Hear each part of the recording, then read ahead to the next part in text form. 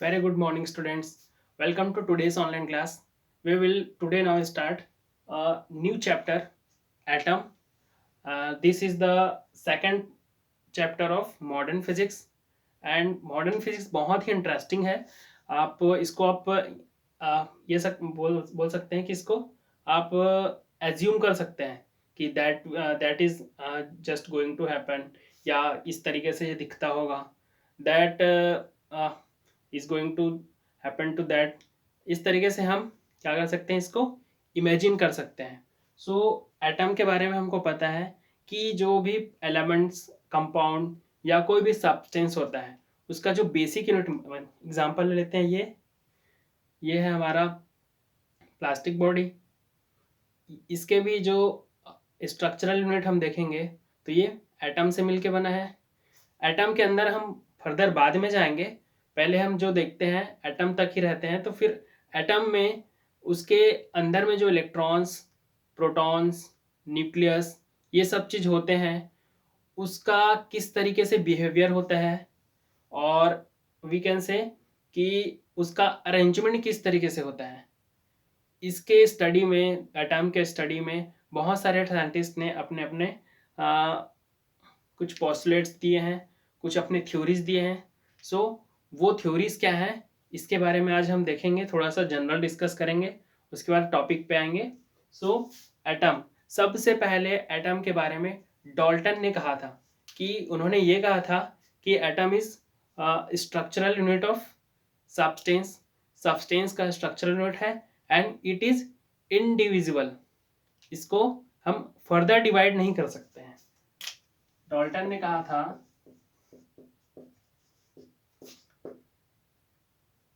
जो structural unit है, it is a atom and indivisible. इसको हम फर्दर डिवाइड नहीं कर सकते हैं. मीन्स इस तरीके से ये एटम बहुत सारे मिलके बन रहे हैं, एक सब्सटेंस बना रहे हैं. सो हम एक एटम को can not be divided into further 2 parts, 3 parts और डिफरेंट पार्ट्स में हम उसको फर्दर डिवाइड नहीं कर सकते हैं. डाल्टन के बाद एक साइंटिस्ट आए थे अबाउट 1898 में. उन्होंने एटॉमिक स्ट्रक्चर के बारे में थ्योरी दिया था, atomic theory of J Thomson. Atomic theory of J Thompson. इन्होंने 1898 में एक एटम के बारे में थ्योरी दिया. इन्होंने ये कहा कि एटम होता है वो स्फेरिकल होता है. सो लेट हम अज्यूम कर लेते हैं कि एक स्फेरिकल है. अब जे थॉमसन ने ये कहा कि इस एटम के अंदर पॉजिटिवली चार्ज होते हैं जो कि यूनिफॉर्मली डिस्ट्रीब्यूट होते हैं. सो इस तरीके से चलो हम ये भी ले लेते हैं. फिर इन्होंने फर्दर ये कहा कि ये जो यूनिफॉर्मली चार्ज डिस्ट्रीब्यूट हो रहा है, अब तो ये पॉजिटिवली चार्ज हो गया, बट एटम क्या होता है, इलेक्ट्रिकली न्यूट्रल होता है. It means it should not have any charge. तो हम इसको पॉजिटिव चार्ज इसमें ले रहे हैं. So it should have negatively charge. So negatively charge इसमें इलेक्ट्रॉन भी होते हैं. और इन्होंने ये बताया कि इलेक्ट्रॉन इसमें इस तरीके से डिस्ट्रीब्यूट होते हैं, just like a seeds in watermelon. Seeds in watermelon. जो वाटरमेलन होता है उसमें सीड्स किस तरीके से डिफरेंट डिफरेंट पोजीशन में दूर दूर एक दूसरे से सिचुएटेड होते हैं. तो अकॉर्डिंग टू जे थॉमसन जो इलेक्ट्रॉन्स होंगे इस तरीके से इसके बीच बीच में डिस्ट्रीब्यूट होंगे.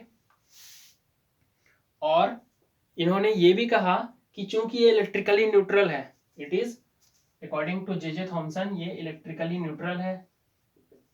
Electrically neutral.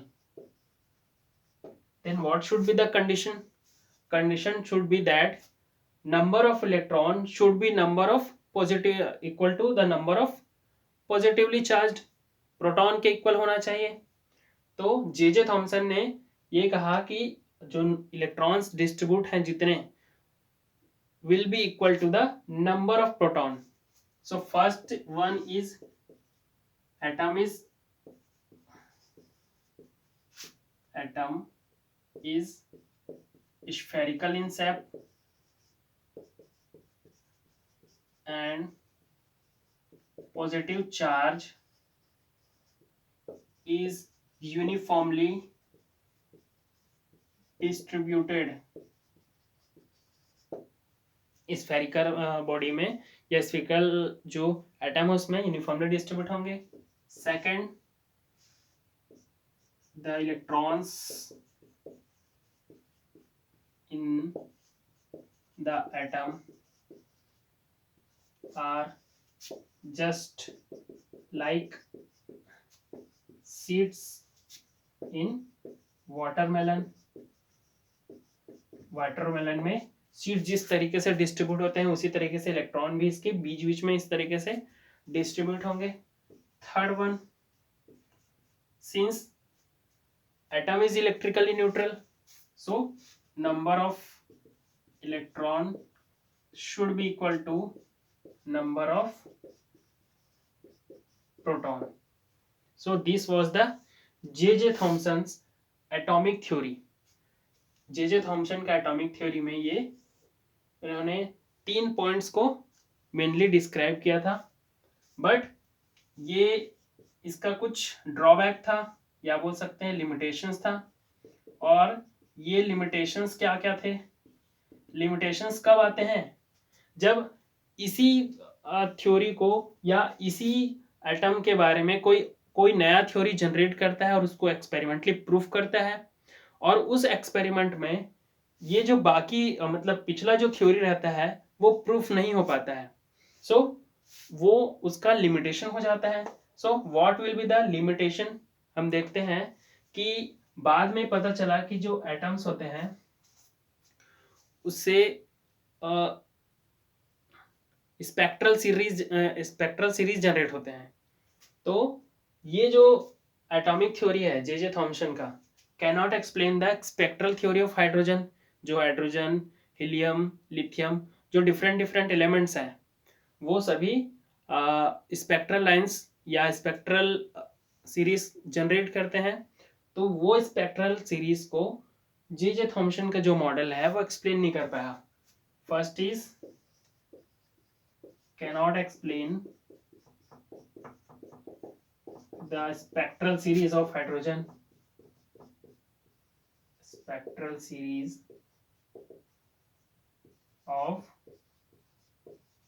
hydrogen and second one, जब इसके बाद एक साइंटिस्ट, इन्हीं के स्टूडेंट रदरफोर्ड, उनका जो एक्सपेरिमेंट आया उस एक्सपेरिमेंट में जो डिफ्लेक्शन आया अल्फा पार्टिकल का, हम फर्दर स्टडी करेंगे उसका कि अल्फा पार्टिकल स्कैटरिंग क्या होता है। तो उस स्कैटरिंग में जो अल्फा का डेविएशन होता है अपने इनिशियल पाथ से डेविएशन होता है, तो उसका डेविएशन 90 डिग्री से ज़्यादा क्यों होता है इसको एक्सप्लेन नहीं कर पाया। So it can not explain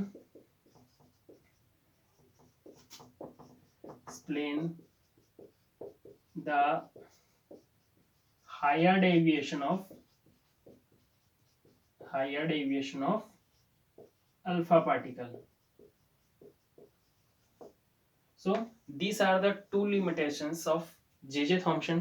क्योंकि इसके बाद जो फर्दर कॉन्सेप्ट दिए एटम से रिलेटेड, तो उन सभी कंडीशंस को या एक्सपेरिमेंटली जो प्रूफ हो रहा है उसको जे थॉमसन है उन्होंने सेटिस्फाई नहीं कर पाया या एक्सप्लेन नहीं कर पाया इनके मॉडल ने।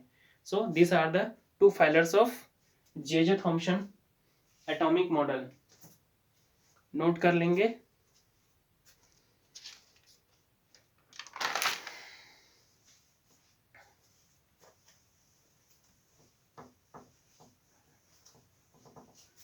नेक्स्ट देखते हैं alpha scattering experiment. J Thomson के एक स्टूडेंट थे Rutherford, alpha scattering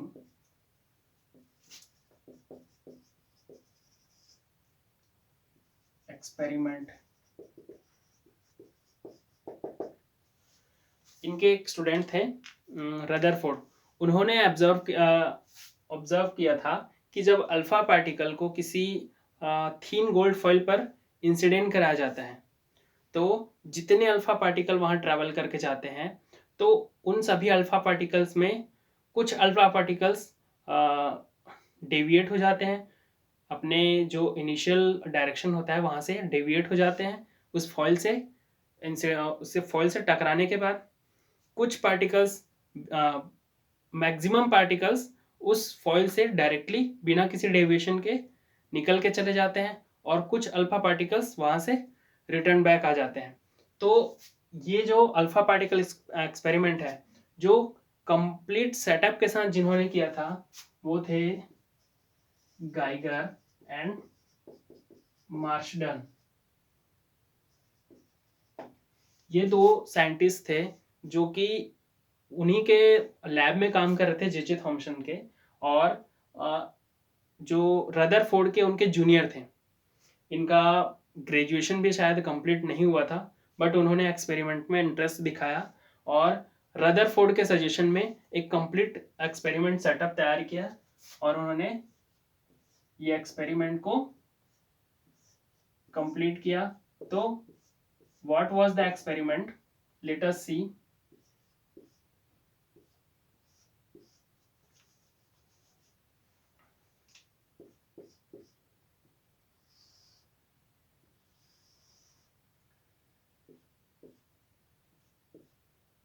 This is the source of alpha particle and this is lead brick. Lead brick के थ्रू जो सोर्स ऑफ अल्फा पार्टिकल्स के सोर्स से जो अल्फा पार्टिकल निकल रहे हैं उसको एक नैरो बीम में कन्वर्ट करता है, कोलिमेट करता है एक नैरो बीम में, और ये है आपका अल्फा पार्टिकल गोल्ड फॉइल जिसका जो थिकनेस है वो है 2.1 into 10⁻⁻8 metre. So this is the thickness of gold foil जो कि बहुत ही फाइन है, बहुत ही पतला है। सो ये जो अल्फा पार्टिकल है ये होता है बिस्मथ को, जब बिस्मथ एक रेडियो एक्टिव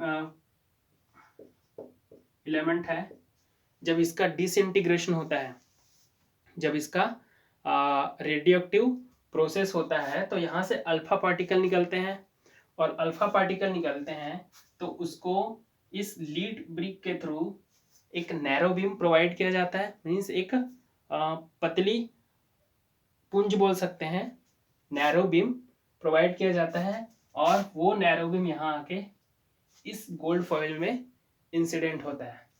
ये एक्सपेरिमेंट किया गया था गाइगर और मार्सेल्डन के द्वारा इन प्रेजेंस ऑफ रदरफोर्ड उस ने सजेस्ट किया था इस एक्सपेरिमेंट के लिए और ये दोनों ने इस एक्सपेरिमेंट को कंप्लीट किया।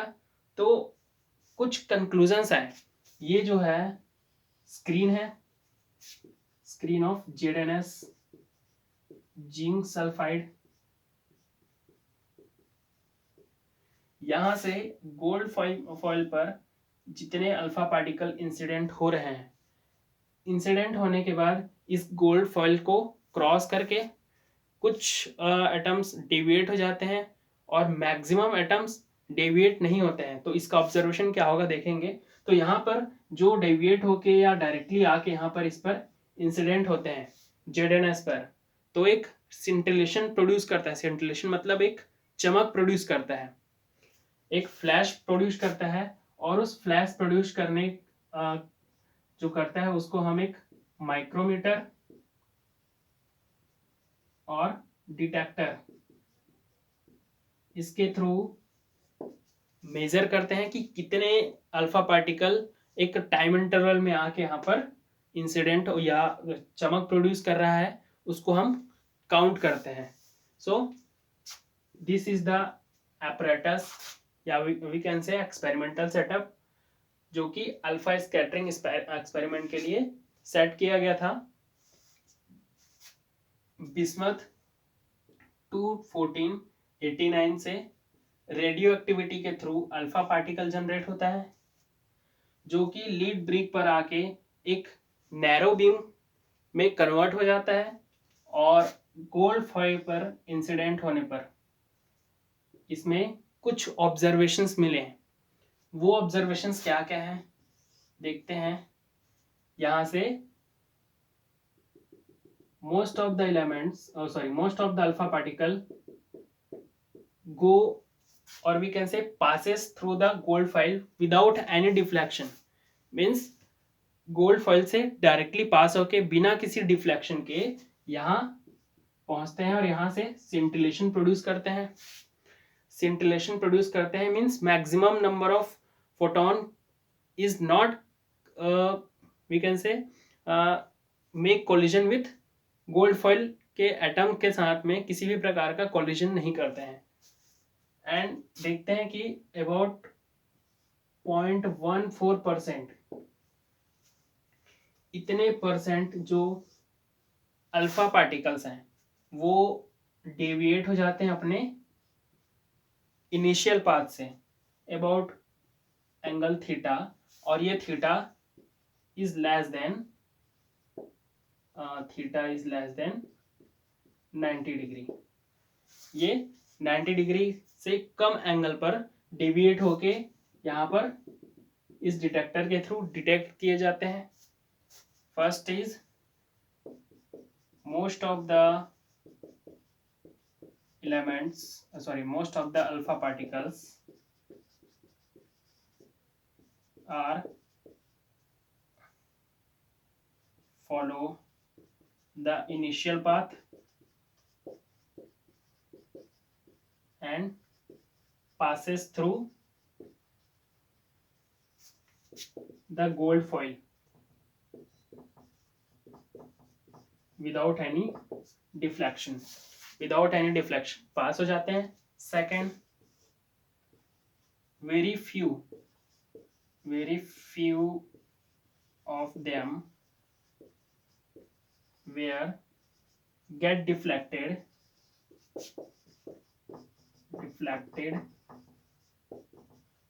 through the foil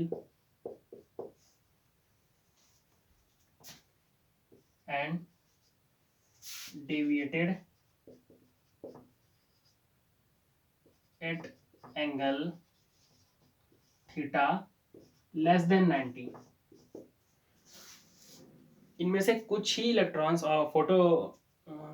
कुछ ही अल्फा पार्टिकल्स यहाँ से डेविएट होके इस जेडएनएस शीट पर या जेडएनएस जो स्क्रीन दिए हैं वहां पर जाके डिटेक्ट होते हैं.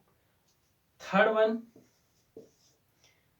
इनमें से out of one out of 8000 alpha particles, इनमें से 8000 में से कम लगभग ओनली वन अल्फा पार्टिकल होता है जो यहां से टकराने के बाद फिर 90 डिग्री से ज्यादा ग्रेटर देन 90 डिग्री और we can say about 80 degree Celsius about 180 degree पर डेविएट हो जाता है. अबाउट 180 डिग्री पर डेविएट हो जाता है मीन्स अपने इनिशियल पाथ को फॉलो करके अपोजिट डायरेक्शन में मूव करता है. So out of 8000 alpha particles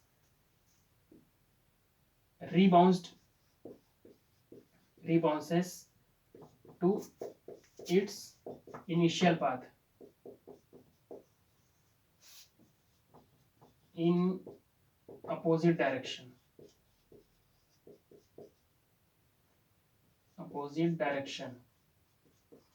अपने अपोजिट डायरेक्शन में रीबाउंस हो जाता है. तो ये जो एक्सपेरिमेंट में हमको 3 ऑब्जर्वेशन मिले हैं। पहला ऑब्जर्वेशन कि मैक्सिमम जो अल्फा पार्टिकल्स होते हैं बिना किसी डेविएशन के स्ट्रेट लाइन में चले जाते हैं, बाहर निकल जाते हैं। सेकंड हम देखे हैं कि कुछ ही इलेक्ट्रॉन्स कुछ ही अल्फा पार्टिकल्स होते हैं जो कुछ डेविएशन होके थीटा एंगल पर डेविएट हो जाते हैं, जो कि 90 डिग्री से कम एंगल पर हैं। और इनमें से 1 आउट ऑफ 8000, लगभग 8000 में से एक ही अल्फा पार्टिकल ऐसा है जो कि वहां से रिटर्न बैक आ जाता है। So these are the observation made by Geiger and Marsden in alpha scattering experiment. Alpha scattering experiment में हमको ये 3 ऑब्जर्वेशन मिले थे और इन 3 ऑब्जर्वेशन पर ही कंक्लूजन निकाला गया। So let us see what was the conclusion.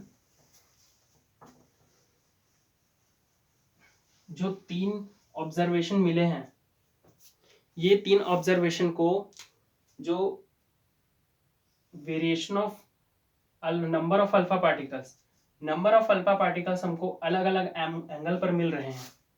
इस अलग अलग एंगल पर नंबर ऑफ अल्फा पार्टिकल का वेरिएशन देखते हैं। तो हम ग्राफ प्लॉट करेंगे थीटा, या we can say angle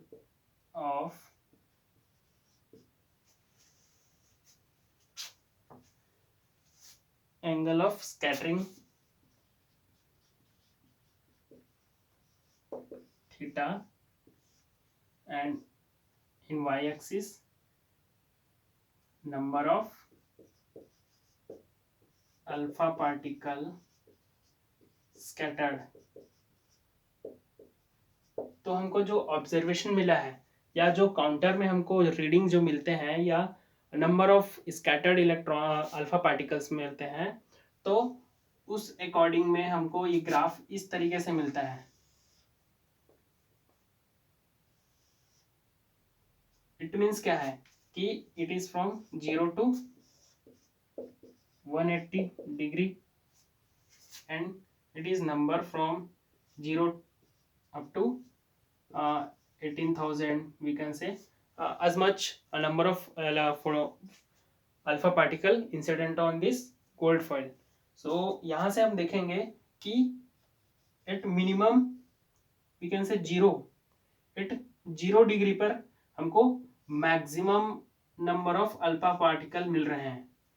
means most of the alpha particle go without any deflection, बिना किसी डिफ्लेक्शन के यहाँ से मूव कर जाते हैं। सेकंड, जब हम जैसे जैसे एंगल ऑफ स्कैटरिंग को इंक्रीज करते जा रहे हैं, यहाँ से देखते हैं कि एंगल ऑफ स्कैटरिंग जैसे जैसे बढ़ते जा रहा है, number of alpha particle is decreasing. यहाँ से जो अल्फा पार्टिकल्स हैं वो डेविएट होके यहाँ से इस तरीके से जो बैंड होके इस पोजीशन पर कुछ एंगल पर यहाँ पर इमिट हुए हैं, यहाँ पर स्ट्राइक किए हैं। तो number of alpha particle is decrease होते जा रहा है। और यहाँ पर हम देखेंगे कि अबाउट 90 डिग्री ये मॉडरेट हो जाता है, मीन्स कम हो जाता है। और फिर फर्दर इंक्रीजिंग यहाँ से हम देखेंगे कि 90 के बाद से बहुत कम हो जाता है। और ये जो 90 के बाद है, ये तो 90 डिग्री हो गया, दिस इज 90 डिग्री। और उसके बाद जो वापस मुड़ के जाते हैं उनकी संख्या लगभग 0 के इक्वल हो गया, मीन्स नेग्लिजिबल। और इसीलिए हमने कहा था कि जो 1 आउट ऑफ 8000 अल्फा पार्टिकल्स हैं वही वहां से रीबाउंस होके वापस आता है। So this graph shows that variation of number of alpha particle scattered with the angle of scattering के साथ में नंबर ऑफ अल्फा पार्टिकल कितने स्कैटर्ड हो रहे हैं उसका वेरिएशन एक ग्राफ शो करता है। जो ऑब्जर्वेशन हुआ था उस बेसिस पर जो कंक्लूजन निकालेंगे वो कंक्लूजन क्या होगा ये देखते हैं।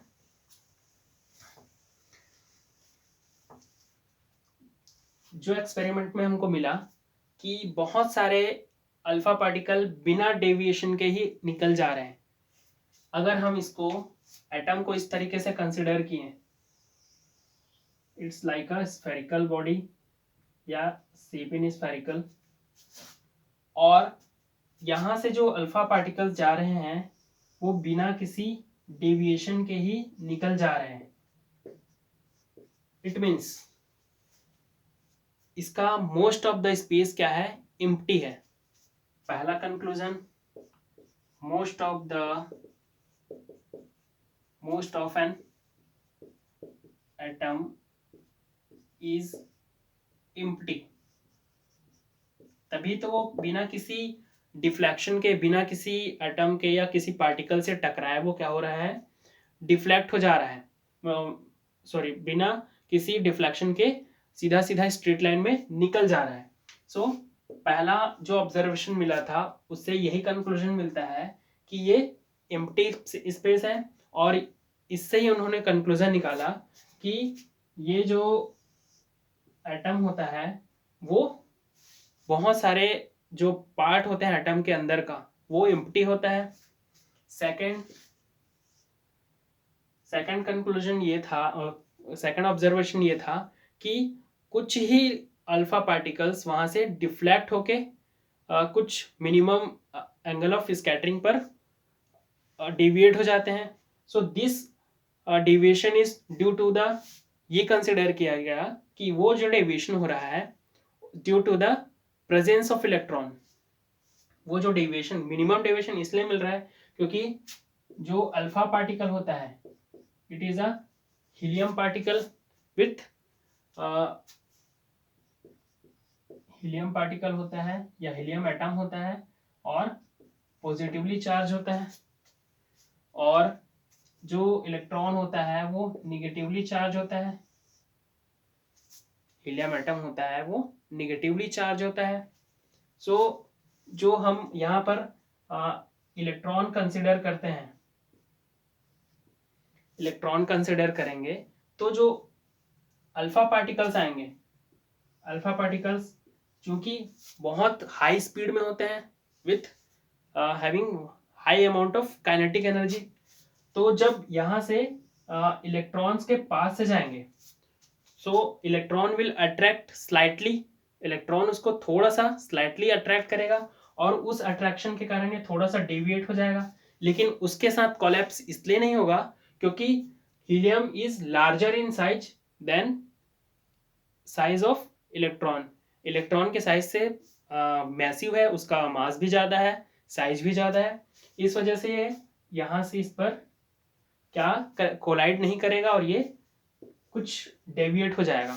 तो इस कॉन्सेप्ट को लेके ये बोला गया कि कुछ amount of some amount of या few alpha particles are deviated little, slightly deviate हो रहे हैं, it means it shows the presence of electron.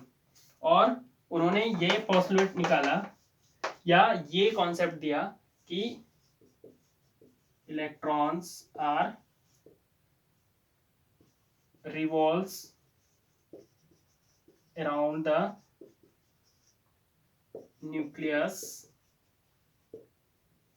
and this just like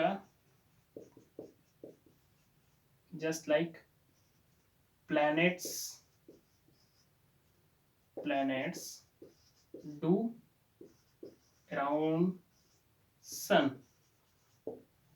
उन्होंने ये कहा कि न्यूक्लियस के अराउंड में इलेक्ट्रॉन्स रिवॉल्व करते हैं।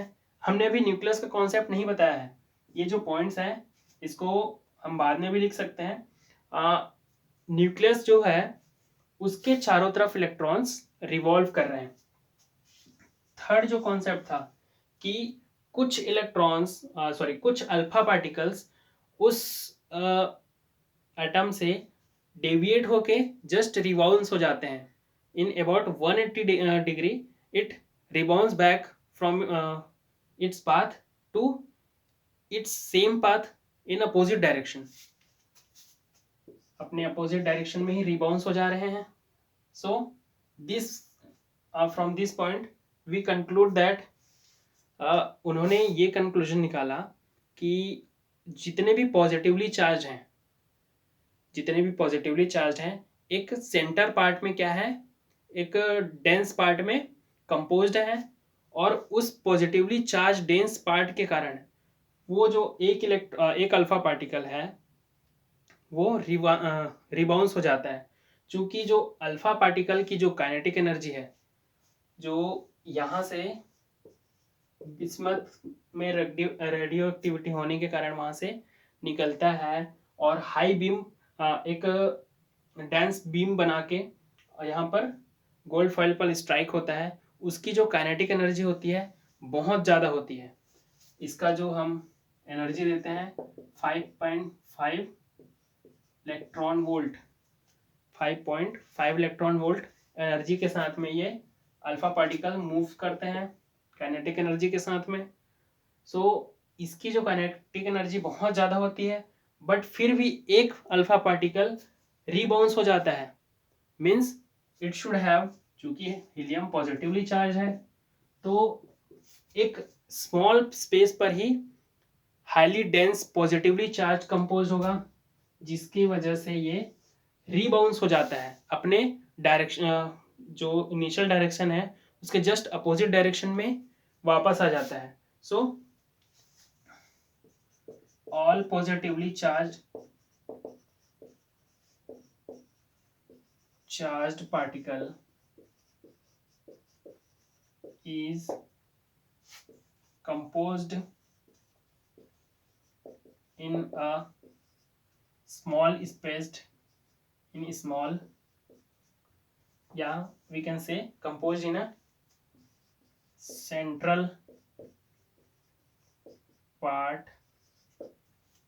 in small space. अपने स्मॉल स्पेस में ही वो dense highly dense positively charge composed है, और उस जो कंपोज्ड हाईली डेंस पार्ट है उसी को उन्होंने क्या कहा था, नोन एज न्यूक्लियस. सो रदरफोर्ड के कॉन्सेप्ट से क्या पता चला कि जो इलेक्ट्रॉन्स हैं वो जो न्यूक्लियस से बाहर होते हैं, और जो प्रोटॉन्स होते हैं वो न्यूक्लियस में कंपोज होते हैं और इलेक्ट्रिकली पॉजिटिव होते हैं, और इलेक्ट्रॉन्स उसके अराउंड क्या करते हैं, रिवॉल्व करते हैं. कैसे रिवॉल्व करते हैं, just like a planet around the sun के अराउंड जो प्लैनेट रिवॉल्व करते हैं, इस तरीके से इलेक्ट्रॉन्स उस न्यूक्लियस के अराउंड रिवॉल्व करते हैं.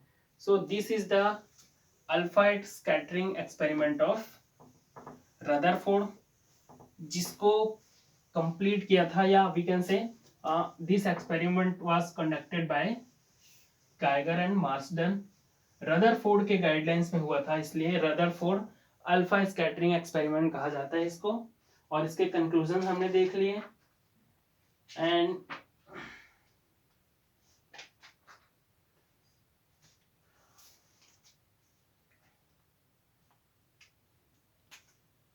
कुछ प्रॉपर्टीज और हैं जो रदरफोर्ड के एक्सपेरिमेंट से पता चला था.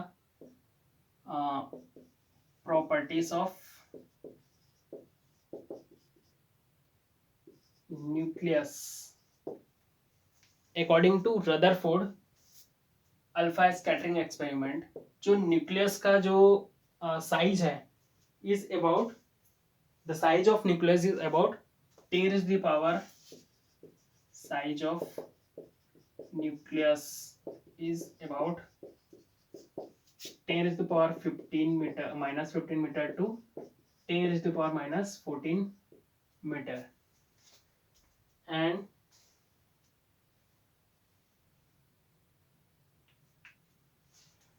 the distance of electron, दूसरा distance of electron is about the 100 times the size of nucleus from nucleus, means जो न्यूक्लियस का साइज है उसके साइज से 10 टाइम्स लॉन्गर डिस्टेंस पर इलेक्ट्रॉन सिचुएटेड हैं या उस पर रिवॉल्व कर रहे हैं. So this is the alpha scattering experiment of Rutherford. And एक एनालॉजी देखते हैं कि अगर हम एक क्रिकेट ग्राउंड है and assume that this is the size of atom. So अगर हम उसके सेंटर पर एक फुटबॉल रखते हैं, this is the circle of cricket ground and this is nucleus football. So this is the size of nucleus. assume कर सकते हैं कि हाउ डेंस इट इज और कितना छोटा है in compare to size of nucleus. Size of nucleus के size से कितना कम अगर कंपेरेटिवली देखते हैं तो कितना छोटा है. अगर ये क्रिकेट ग्राउंड है या इसको फुटबॉल के जगह हम एक टेनिस बॉल भी ले सकते हैं.